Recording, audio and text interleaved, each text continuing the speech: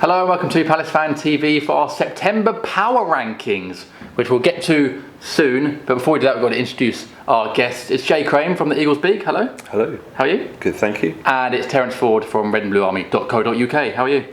Very well, thank you. Good. So we're going to be doing our Power Rankings for September. But before we do that, I'm going to ask the guys for their player performance of September. Who stood out? And what individual performance stood out for you, Terry? Technically in October, but Wilfried Zaha against West Brom for me. I'll allow it. I thought the way, obviously Chris Brunt's not a fullback, but the way he just went relentlessly at Chris Brunt and looked like the Wilf of old, as we talked about before. He's just had him on toast basically, and every time he run at him, you knew he was going to beat him. And it just resulted at the end with Chris Brunt giving up and kicking him up in the air in the penalty box. There was that moment where we saw the Wilf of old when he got fouled and reacted to one of the West Brom defenders. But was it good to see him then get up, dust himself down, go and win a penalty and prove that that's the way to respond to that kind of play? Yeah. I mean, he's always done that. I remember in his first season getting sent off at Portsmouth in the League Cup for just kicking out when they'd worked out that you can rile him up a bit. Yeah. But he didn't go too crazy. He sort of managed to rein it in after and continue to perform on a very good level. So he's obviously maturing. He's still young. He's still only 22 years old. So he's still learning how to deal with that side of the game, because you will get that the more experienced players trying to wind you up. But he's getting better at dealing with it. It's the first time we've seen that for a while. So yeah, good stuff. What about you, Jay? What was a standout performance for you in September and a tiny bit of October? I think there's quite a few to choose from. Actually, it's quite difficult for me. I really it's tight to decide. But for me, Breeder Hangland against Watford, he worked so well with Scott Dan at the back, and snuffed out anything that the Watford forwards could.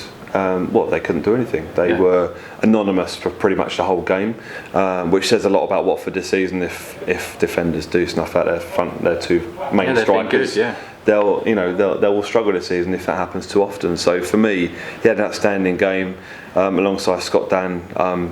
He's had a couple of great games actually in place of Daly. So really impressed with how he's come in. Absolutely. And what about Player of the Month for September and a little bit of October for you guys? Who was the most consistent for us over this last period? probably it's out of Johan Cabaye and James MacArthur for me, probably. Or the MacArthur missing the Watford game probably takes a bit away from him. So, and just for Cabaye getting bought on against Charlton when it was already what an option! Could you imagine being a Charlton fan? Well, obviously not. No, but being a Charlton fan at that point, and just when you're getting battered, and it's why are they bringing on Johan Cabaye? Did not feel a little bit like here's my new toy? Well, they were singing a very unsavoury song at Alan Pardew just beforehand, so he clearly just went, "Oh, am I now? Here you go." Yeah, some of that. Warm up, Johan.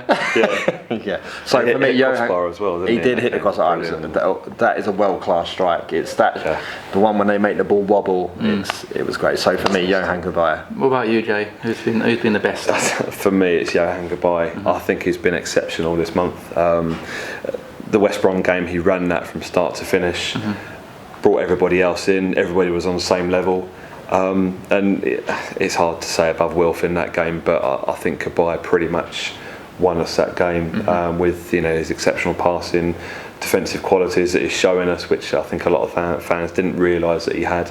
And I think he's leading in interceptions in the Premier League, which says a lot, doesn't it? Good stuff. So that leads me into our next question, because we're going to start doing power rankings here at PalaceFanTV.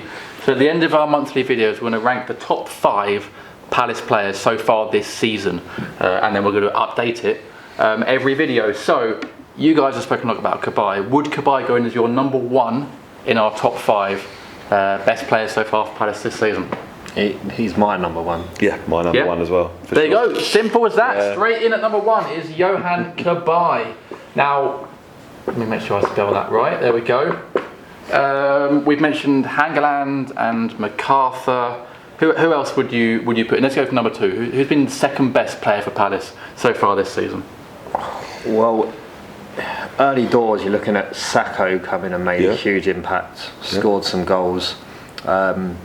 Wilfried Zaha has basically picked up as Sakho's dropped off this month, but he did have the mare against Tottenham, so it's I don't think it's one's easy. It's putting the rest in. What about for consistency? Because MacArthur has been consistently good when chosen. Perhaps Suarez had a very good season. Hangeland, I would go for again. Hangeland. So who is second? Are we going to go for players that have had good games here and there, like Wilf and Sakho, or are we going to go for consistency like we have for Cabaye for number one? Well, I think for me, my second is probably Pat Suarez. Is my second in terms of consistency all the time. He's really improving, isn't he, almost every week? For me, if we talk consistency, I would say Scott Dann. Okay, interesting. Yeah, not England's Scott Dann. That's a debate for another video, isn't it? Not a sore point at all. No, not at all. Should we go for Dan and Suarez are 2 and 3 for now? Is that I'm fair? happy for Scott Dann to go too. Okay, good stuff. All right, I think that's fair enough. Suarez at 3. Do we think?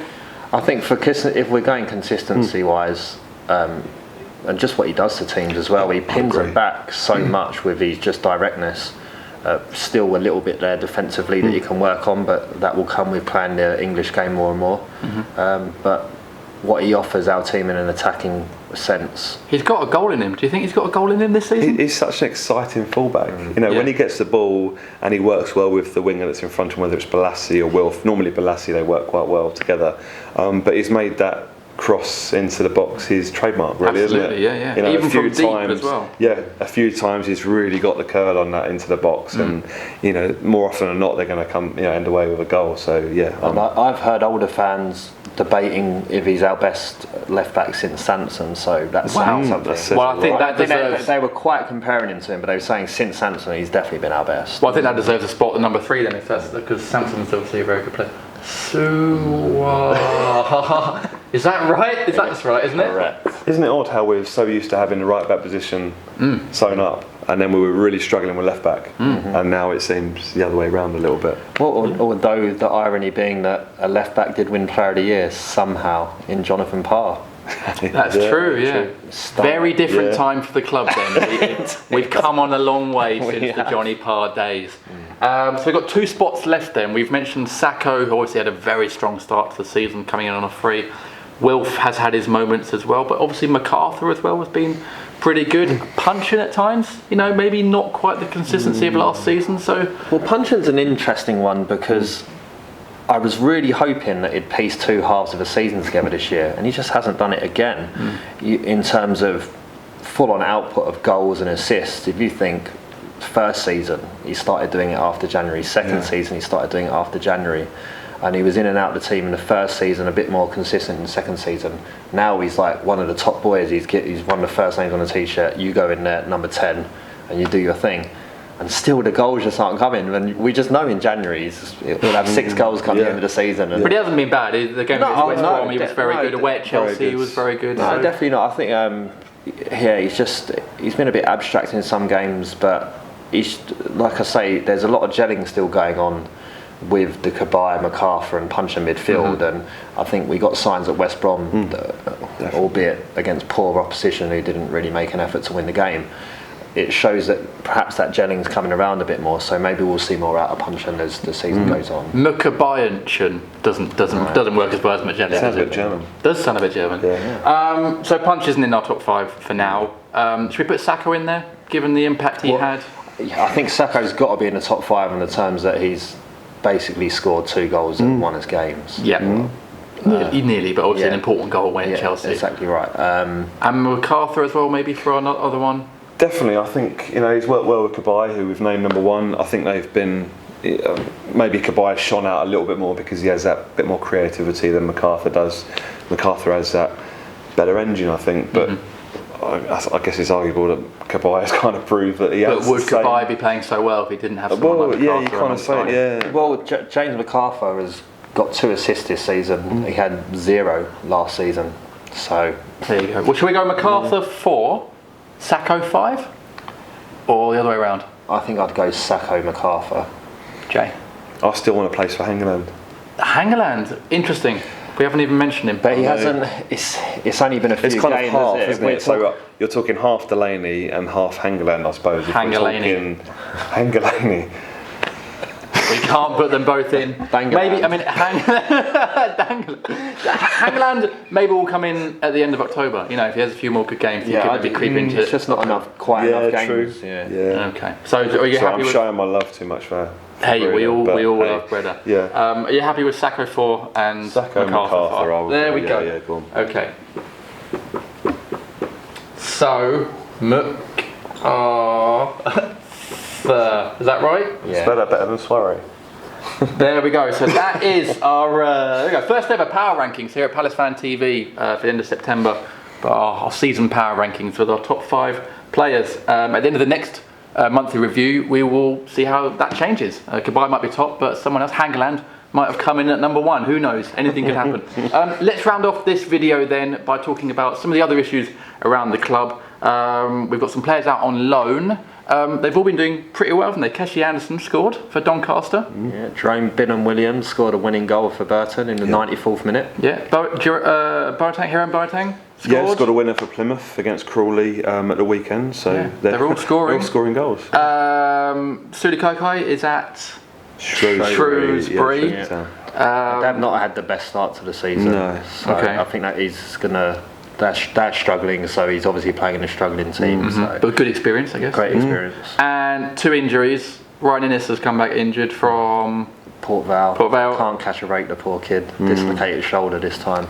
And Port Vale want him back on loan at some point this season, but they said they got to send him back to get the treatment. Fair enough. And Paddy McCarthy lasted 9 minutes for Preston, unfortunately, and has done a knee injury. So did it ages work out that he could be Johnny Williams' dad?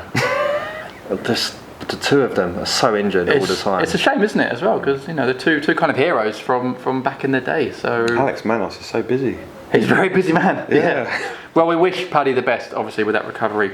And obviously the ladies team at Palace Ladies FC, are doing fantastic. They've won every game, is that right, Jay? Yeah, in the league, they're top of the table. We cover them on theeaglespeak.com, so we have a weekly report on there about their games from the chairman, Richard Spokes, which is fantastic. So far this season, they're top of the league, won every league game, and they won in a cup at the weekend as well. So they're doing fantastically well. Wasn't there a complete spanking in there as well? Didn't they beat someone 7-0 or something? Yes, they did. Yeah. And a team that were relegated from the season before. Yeah, it was. Yeah. Fantastic stuff. Yeah. So, no, fair play to the ladies. They're doing really well. Well, we will update you on the Palace Ladies at the end of next month's review video as well, but as Jay said, you can cover them on the Eagles Beak as well. Chaps, thanks for joining me for this review video. Thank you. You can subscribe to PalaceFanTV for all the latest, and don't forget to follow us on Facebook and Instagram, and comment below with your thoughts on the power rankings. Have we got it right, or should there be someone else in there at number 1? And we'll see you again soon. Cheers, bye.